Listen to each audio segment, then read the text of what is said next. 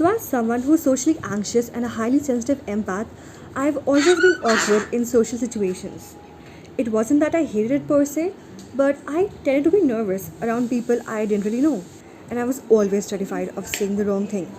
In fact, so much so that recording this right now is giving me anxiety.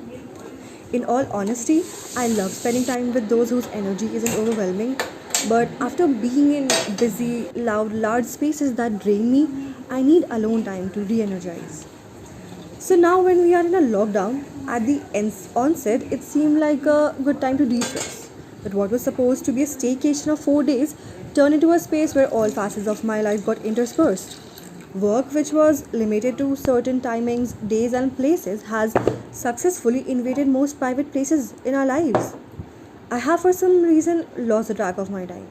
I confuse dates and days. It is hard to keep up with the routine activities. I think it is because the place which I use as a solace, my home, has been converted into all of those things I needed running away from, time to time. Mama, how is it? How does it feel क्या to do pocha? बहुत अच्छा लग रहा है physical कुछ काम कर रहे हैं बॉडी को अच्छा लग रहा है बॉडी को अच्छा लग रहा है स्क्वाट्स हो जा रहा है ना आपका हाँ weight reduction do you need help no ना थैंक यू आप पढ़ाई करो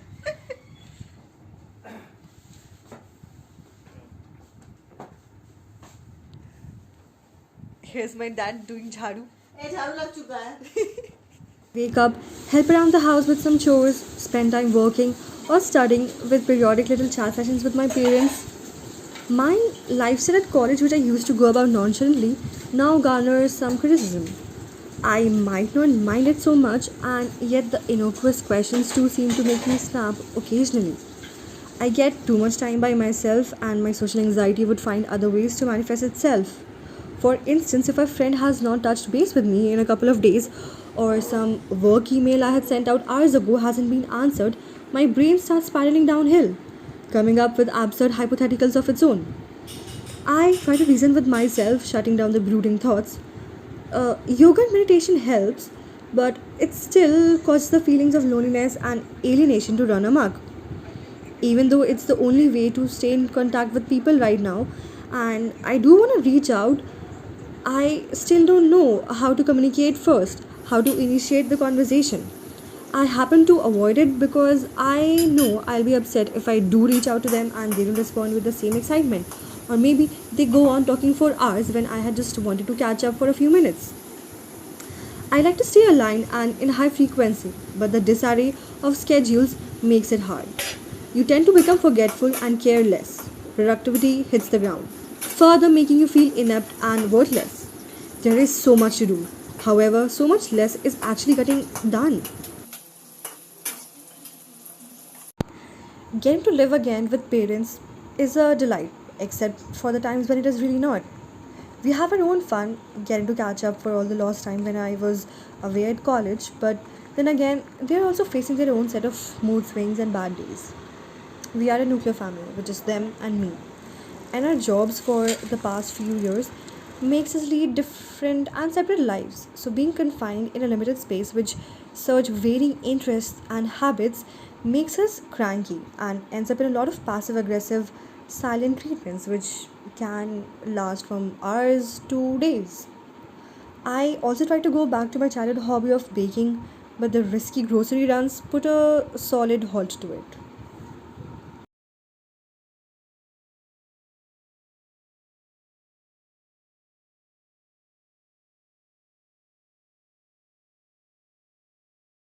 It's a delicate balance for me. I want that bonding and connection with my friends to stay alive. But I also know how easily I become tired, especially nowadays, from even the shortest of conversations with any low energy or negativity attached to it. It took me quite some time to adjust to living alone. I met so many people in a PG, going to college every day, socializing for several hours. Initially, something which was so exhausting and daunting helped me grow, taught me it's okay to be nervous at times. Papa, Papa, Papa. अभी एक डेढ़ घंटा सोना I used to cherish those few hours after I would come back from college and unwind alone with food and entertainment of my choice. until my roommate arrived. Despite however much I look forward to going back to Delhi and get back into my normal life, I know it's gonna be a hard transition. The inertia of this quality life is setting in quick. It has become the new reality. And now that we're almost learning to cope, the government plans on opening up.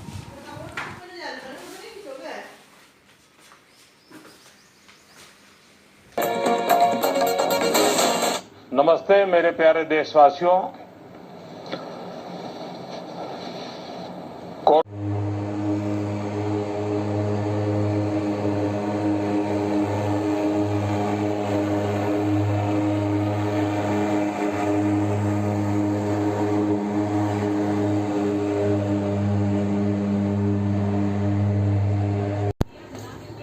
The sheer unpredictability of a situation, the constant fear of lagging behind, of missing out, of death, of not being enough, not doing enough, is taking a harsh toll on all of us. The exams for our students seem afar and yet pretty close. I still cannot find it within me to get back the zeal that I once overflowed with. I am grasping on to every strand of positivity thrown at me. I look forward to the promise of better days that every year, every new year brings along with it. 1, 2, 3. 2020, it seems like you are a bad apple. तू क्या कर रही है? अच्छा ऐसे कर रही We're just logging the coffee break, Nisha. है. That's nice.